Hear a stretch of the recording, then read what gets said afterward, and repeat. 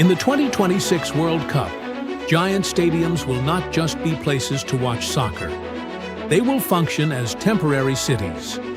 For a few hours, each arena will have to receive, guide, protect, and then empty tens of thousands of people without freezing up. Picture the scene. Crowded streets, subways pouring out fans, lines at the turnstiles, buses arriving all at once, ambulances standing by, cameras running, and control rooms already working before the ball even starts rolling. Welcome to Invisible Structures. Today, you will understand why the 2026 World Cup will be much more than a tournament.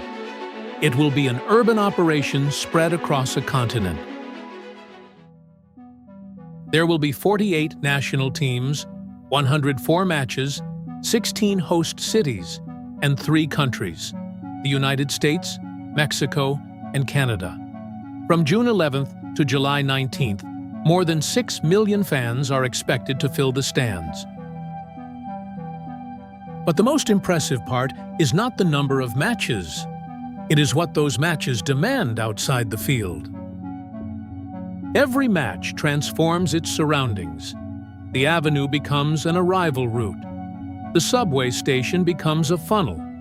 The sidewalk becomes a security corridor. The parking lot becomes a waiting area. And the stadium, which looked like a fixed structure on the map, wakes up as a high-pressure urban machine. The opening match will be in Mexico City. The final will be in New York and New Jersey. Between those two extremes, there is a network of arenas, airports, kitchens, generators, restrooms, technical rooms, and trained teams built to make everything look simple. But none of it is simple. A structure built for just a few hours of spectacle has to behave like an entire city. It needs entry, exit, power, water, communication, security, emergency response, and cleaning. It needs to prevent bottlenecks and keep a crowd from turning into chaos. And it has to repeat that operation in different host cities, under different climates and different pressures. So the question is not just who will win the World Cup. The more interesting question is this: how can a stadium receive an entire population, keep everything running, and empty that human mass without collapsing? If you like seeing what supports great spectacles behind the scenes, subscribe to Invisible Structures. In this video, we will not look only at the field. We will enter the hidden city that has to work before, during, and after every match. When a fan looks at a stadium, they see stands, the field, big screens, floodlights, and food lines.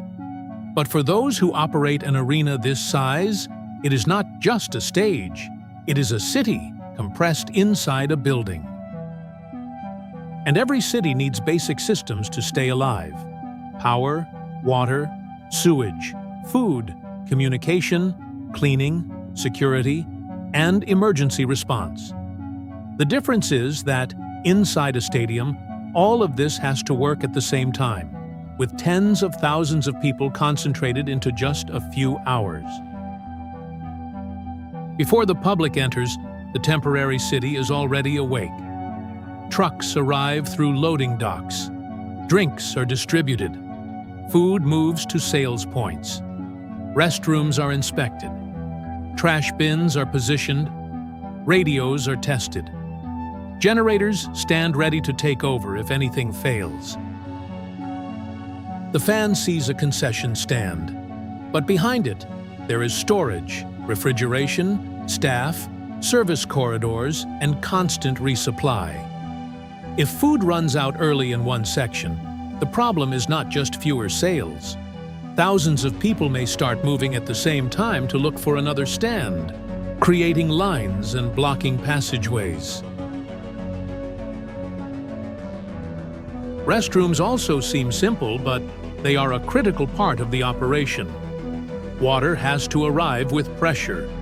Sewage has to leave without overloading the system. Cleaning has to keep pace with the crowd, and the layout has to prevent one line from turning an entire corridor into a bottleneck. Power does not feed only the floodlights. It keeps turnstiles, cameras, big screens, elevators, kitchens, sound systems, emergency lighting, medical areas, and control centers running. In an international match, the stadium cannot simply go dark. That is why backup systems must be ready to take over almost without being noticed. And there is an even more invisible layer: communication. Radios connect security, cleaning crews, firefighters, medics, gate operators, and internal teams. Cameras watch the most crowded points. Control rooms cross-check information in real time to decide where to open a route, reinforce a team, or ease a flow. That is why a modern stadium is not just concrete and stands. Circulation works like veins. Power feels like a nervous system. Water, food, and cleaning keep the experience alive. And the public only notices this machine when some part of it fails. In the 2026 World Cup, this logic will be repeated on a continental scale. Each host city will have to set up, operate, empty, clean, and prepare everything all over again. Dallas, one of the hosts with the most matches, shows that pressure clearly. It is not enough to work once. It has to work again and again under pressure. But supplying this city is only half the challenge, because before any big screen lights up, there is an even more delicate problem. The crowd has to move without creating bottlenecks. If you have ever noticed how a line, a narrow exit, or a crowded staircase can change the entire stadium experience, leave a like on this video. It helps invisible structures show that the world's biggest spectacles depend on systems almost no one sees. A crowd inside a stadium does not move like separate people. It behaves almost like water. When the path is wide, the flow runs. When it suddenly narrows, pressure rises. And when many flows cross at the same point, the system begins to jam. That is why stadium engineering is not only in the stands. It appears in entrances, ramps, corridors, stairways, walkways, turnstiles, gates, and even the sidewalks outside. Every detail decides whether the public will move smoothly or get trapped in a bottleneck. Before anyone sits down to watch the match, there is one critical question. How do you make tens of thousands of people arrive almost at the same time without pushing everyone toward the same path? The answer begins with separating the flows. Fans from different sections enter through different access points. Tickets indicate specific gates. Barriers guide lines. Signs reduce hesitation. Ramps spread the crowd gradually. A well-planned stadium does not concentrate pressure, it distributes it. But that flow does not begin at the turnstile. It begins in the city. Subways, buses, parking lots, avenues, crosswalks, and drop-off zones are part of the operation. If a station overloads, the problem reaches the stadium. If a parking lot locks up, the line spills into the street. If an avenue closes at the wrong moment, thousands of people change routes at once. That is why, on the day of a mega event, the stadium no longer has a clear boundary. The arena begins in the transportation system, continues along the sidewalk, passes through the gates, and ends only when the fan gets home safely. Evacuation is also planned before the spectacle. That may sound strange, but it is essential. Before thinking about food sales, opening shows, or applause, Operators need to know how to empty that human mass if something goes wrong. A storm, an electrical failure, unrest in one section, or a medical emergency can change everything in minutes. In moments like that, architecture becomes behavior. A staircase can speed up or hold back a crowd. A door can relieve pressure or create it. A corridor can distribute people or become a blockade. And a well-placed sign can stop thousands from heading the wrong way. The curious thing is that, when everything works, almost no one calls it engineering. The public simply feels that they entered, found their seat, and left without major problems. But that normality is built through calculations, simulations, training, and invisible decisions. In the 2026 World Cup, this challenge will be multiplied by 104 matches in different cities, with different crowds, different languages, and different rhythms. Each host city will have to turn human movement into controlled flow. And when the ball is in play, the crowd will seem still in the stands. But behind the walls, another operation will stay alive, watching cameras, radios, corridors, access points, and every sign of risk. If you want to keep seeing this hidden side of major stadiums, subscribe to Invisible Structures. Because the spectacle that appears on television lasts 90 minutes, but the structure that keeps a crowd from turning into chaos begins long before the opening whistle. While the public watches the field, the stadium is being controlled from within. There is a second match happening far from the main cameras. The operation that keeps light, sound, security, broadcasting, cleaning, food service, and emergency response working at the same time. In a modern arena, nothing depends on a single team. There are people monitoring cameras, people tracking radio calls, people watching corridors, people managing access, people ready for medical emergencies, and people checking whether sales points remain stocked. Each sector seems separate, but they are all part of the same machine.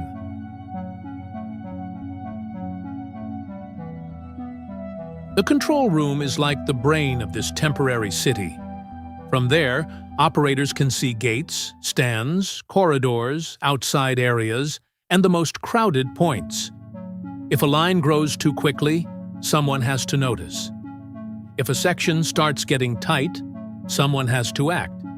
If a piece of equipment fails, the response cannot wait until halftime. The broadcast also depends on this invisible structure.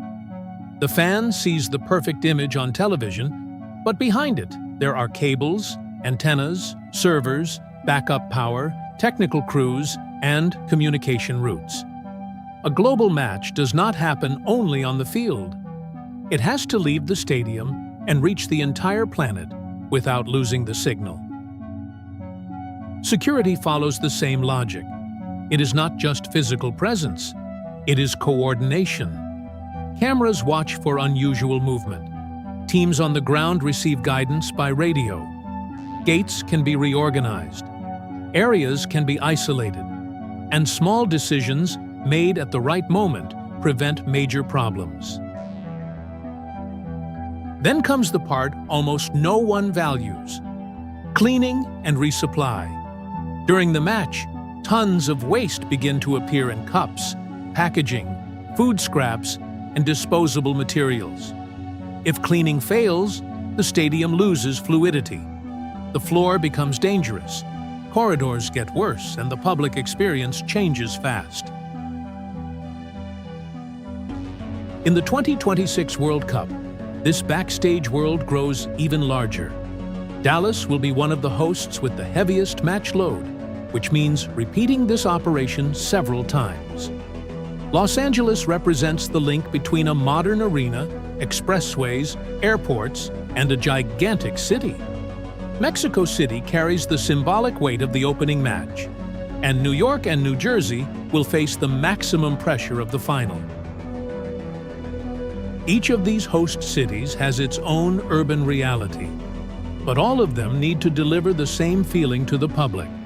Enter, move around, watch, buy, celebrate, and leave as if everything were natural. But it is not natural. A match ends in 90 minutes, but the operation begins long before and continues long after. When the last fan leaves, there is still dismantling, cleaning, inspection, failure analysis, resupply, and preparation for the next event. That is when the stadium stops looking like a building and starts looking like a temporary factory of human movement. It receives people, processes flows, distributes services, controls risks, and returns the crowd to the city. And now think about your own city. Which stadium, arena, gymnasium, or major event space seems to hide an invisible structure behind it? Write your city's name in the comments, because some of those stories may become future videos here on Invisible Structures. Now, pull the camera away from the stadium and rise above the map of North America. The 2026 World Cup will not be just a sequence of matches in modern arenas.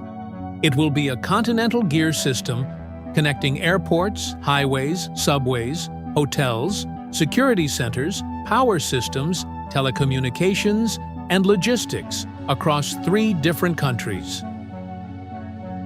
Each stadium will be a pressure point. Each match, a temporary urban operation.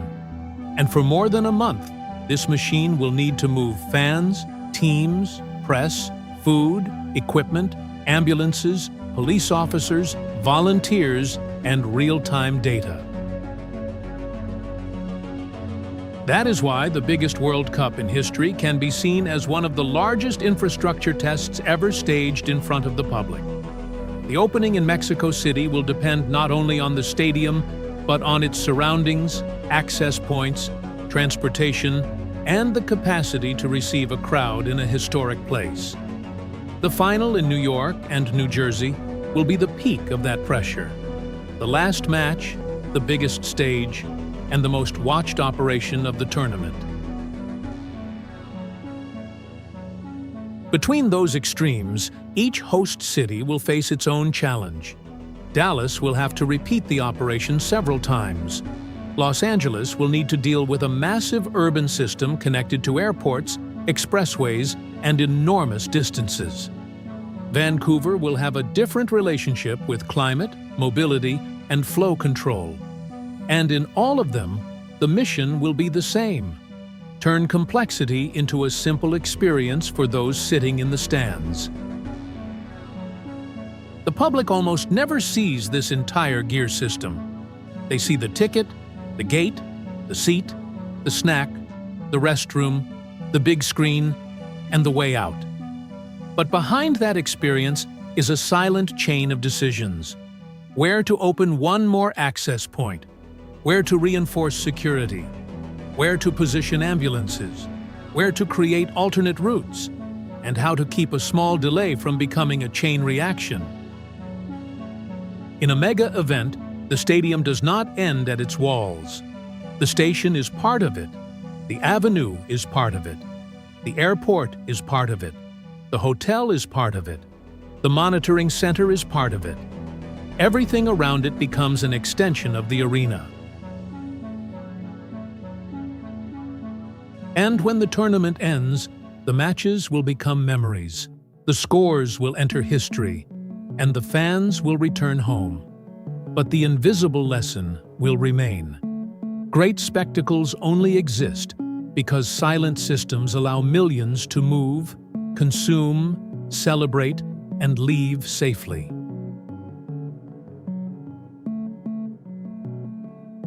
Maybe the biggest World Cup in history is not just the largest tournament ever organized.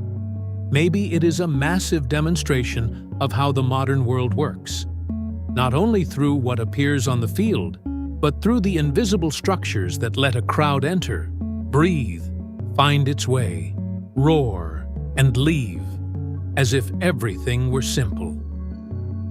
If this video made you see stadiums differently, subscribe to Invisible Structures and comment on which part surprised you most: the power, the crowd flow, the backstage operation, the security, or the idea that an arena can function as a temporary city.